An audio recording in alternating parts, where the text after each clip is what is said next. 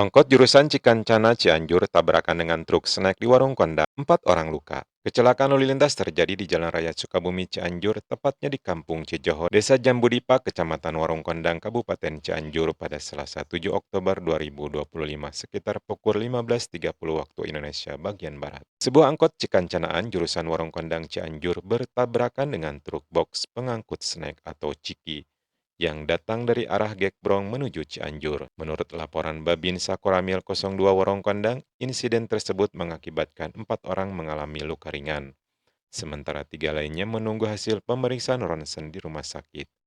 Selain korban manusia, kecelakaan juga menimbulkan kerusakan pada 1 unit sepeda motor, 1 unit mobil angkutan, dan 1 truk box. Babinsa dalam laporan resminya sudah berkoordinasi dengan pihak Lantas Warung Kondang dan segera melaporkan kejadian ini ke komando atas. Arus lalu lintas di Jalan Warung Kondang Cianjur sempat tersendat akibat proses evakuasi kendaraan yang ringsek.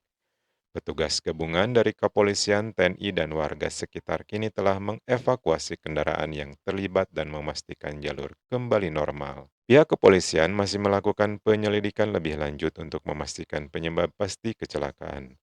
Demikian Benwarta Cianjur melaporkan.